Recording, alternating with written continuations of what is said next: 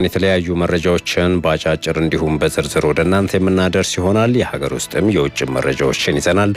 በመረጃችን ከያዝናቸው ጉዳዮች መካከል የዜጎችን መብት ለማረጋገጥ ፍርድ ቤቶች በትኩረትና በኃላፊነት ሊሰሩበት እንደሚገባ የሚናገሩ የሕግ ባለሙያዎች የጊዜ ቀጠሮ ዋስትና አሰጣጥ ላይም ከፍተኛ ጥንቃቄ እንዲደረግ ያሳስባሉ። ምክንያቱም ፍርድ ቤቶች ለዜጎች ፍትህ ለማስገኘት ቀዳሚ የሚሆኑ የፍትህ ተቋማት ናቸው በሚል ነው። ስለ ፍርድ ቤቶች ነጻነት በዝርዝር ወደ ኋላ ላይ የምንፈትሽ ይሆናል። በሌላኛው መረጃችን ደግሞ ከ400 በላይ ከሰራተኞች ጋር የተገናኙ የኢንዱስትሪ ውስጥ ግጭቶች እንደቀረቡለት የኢትዮጵያ ሰራተኞች ማህበራት ኮንፌዴሬሽን አስታውቋል። ኮንፌዴሬሽኑ ችግሮቹን 95 በመቶ በውይይት መፍታት ችለናል፣ ቀሪዎቹ ደግሞ ወደ ፍርድ ቤት እየደረሱ ናቸው ብሏል። ይህንንም እንነግራቸዋለን። ከውጭ ከያዝነው መረጃ ደግሞ አሜሪካ በኢራን ላይ የጣለችውን እገዳ ለማራዘም ማቀዷ ከተሰማ በኋላ የዓለም ነዳጅ ዘይት ዋጋ በከፍተኛ ሁኔታ ጨመረ ተብሏል። ማክሰኞ ዕለት $110 የተሸጠው አንድ በርሜል ብሬንት ድፍድፍ ነዳጅ ዛሬ ረቡዕ $115 ገብቷል። ይህንንም ወደ እናንተ እናደርሳለን። አንድ ለመንገድ የቢዝነስ መረጃዎች እንዲሁም ስፖርታዊ መረጃዎቻችን ሰዓታቸውን ጠብቀው ወደ እናንተ ይደርሳሉ። እስከ መጨረሻ አብራችሁ እንድትሆኑ ነው በአክብሮት የምንጋብዘው። ዋና አዘጋጇ የኔው ባሻምበልና ቴክኒኩ ላይ ቢኒያም አረጎት አለ። መረጃውን እየነገርኳችሁ አዲስ ዓለም አበበ እስከ 1 ሰዓት ድረስ ከእናንተ ጋር ቆይታ አድርጋለሁኝ። ማንኛውም ሀሳብ አስተያየት ካላችሁ እናንተም በ6321 ላይ ልታደርሱን ትችላላችሁ። ከመሸጋገሪያ በኋላ የሀገር ውስጥ አጫጭር መረጃዎችን በማስቀደም እንጀምራለን።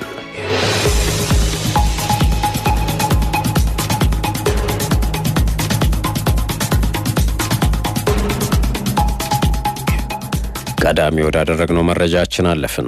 ከ400 በላይ ከሰራተኞች ጋር የተገናኙ የኢንዱስትሪ ውስጥ ግጭቶች እንደቀረቡለት የኢትዮጵያ ሰራተኞች ማህበራት ኮንፌዴሬሽን አስታወቀ።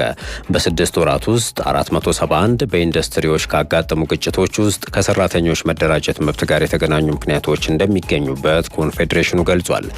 አሰሪዎች ሰራተኞችን ከስራ ደረጃ ዝቅ በማድረግ የቦታ ዝውውር እንዲያደርጉ በማድረግ ሰራተኞች ከተደራጁበት ማህበር እንዲለቁ ጫና እንደሚፈጥሩ የኮንፌዴሬሽኑ ፕሬዝዳንት ካሳሁን ፎሎ ገልጸዋል። የሰራተኞች የመደራጀትና የመደራደር መብት ላይ ያሉ ችግሮች መቀጠላቸውን የተናገሩት ፕሬዝዳንቱ ሰራተኞች ስራውን ከምናጣ ማህበሩን ብናጣ ይሻላል በሚል ራሳቸውን እያገለሉ እንደሆነ ገልጸዋል። በባለፉት 6 ወራት በኢንዱስትሪዎች አካባቢ በነበሩ ግጭቶች 471 ግጭቶች አጋጥመው ለኮንፌዴሬሽኑ እንደቀረበለት የገለጹት አቶ ካሳሁን ይህንንም ኮንፌዴሬሽኑም በሀገር አቀፍ ደረጃና በ13 የኢሰማኮ ቅርንጫፍ ጽህፈት ቤቶች መቀበሉን አስረድተዋል። ከቀረቡት ጉዳዮች መካከል የደሞዝ ጭማሪና የመደራጀት አለመቻል ጥያቄ ጋር የተገናኙ ናቸውም ተብሏል።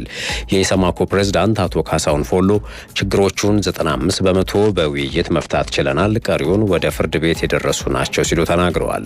በዚህ ዓመት 3000 የሰራተኛ ማህበራትን ለማደራጀት እቅድ መያዙን ነው የኢትዮጵያ ሰራተኞች ማህበራት ኮንፌዴሬሽን የገለጸው። በመጪው ዓርብ በሚከበረው የሰራተኞች ወይም የላብ አደሮች ቀን አስመልክቶም በዛሬው ዕለት የኢትዮጵያ ሰራተኞች ማህበራት ኮንፌዴሬሽን፣ የአሰሪዎች ማህበራት ኮንፌዴሬሽንና የስራና ክህሎት ሚኒስቴር በጋራ መግለጫ ሰጥተዋል። ይህ ቀን በኢትዮጵያ ለ51ኛ ጊዜ የሚከበር ሲሆን የቀኑ መከበር የሰራተኛውን ጥያቄ ለመመለስ የሚያስችል ዓላማ ሊኖረው እንደሚገባ በመግለጫው ተጠቁሟል ስትል የዘገበችው ባልደረባችን ቁም ነገር አየለ ናት።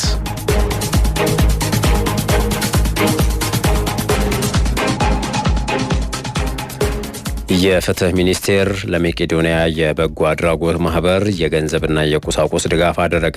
የፌዴራል ፍትህ ሚኒስቴር ለመቄዶንያ የበጎ አድራጎት ማህበር ከ3 ሚሊዮን ብር በላይ የሚገመት የገንዘብና የቁሳቁስ ድጋፍ አድርጓል። መቄዶንያ የአረጋውያን መርጃ ማዕከል በሀገሪቱ በሚገኙ 56 ከተሞች ቅርንጫፍ በመክፈት ከ8500 በላይ አረጋውያንና የአእምሮ ህሙማንን በመንከባከብ ላይ ይገኛል ተብሏል። በአሁኑ ወቅት አጠቃላይ እንክብካቤ እየተደረገላቸው ካሉት ውስጥ ከ2500 በላይ የሚሆኑት የአእምሮ ህሙማን ሲሆኑ ከ3000 በላይ የሚሆኑት ደግሞ የአልጋ ቁራኛ የሆኑና በቀን እስከ 3 ጊዜ ልዩ እንክብካቤ እንደሚያስፈልጋቸው ተገልጿል።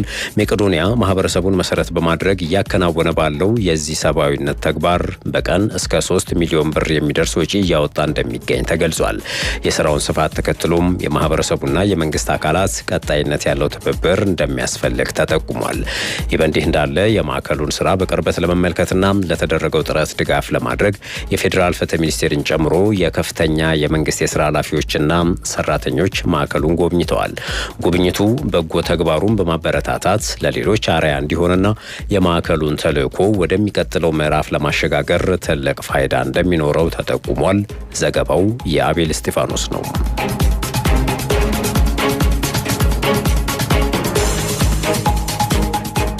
ኢትዮ ኤፍኤም 107.8ን እያደመጣችሁ ትገኛላችሁ። ኢትዮ አመሻሻችንን ነው ወደ እናንተ እያደረሰን የምንገኘው። የሀገር ውስጥ አጫጭር መረጃዎችን እየነገርናችሁ እንገኛለን። እንቀጥላለን።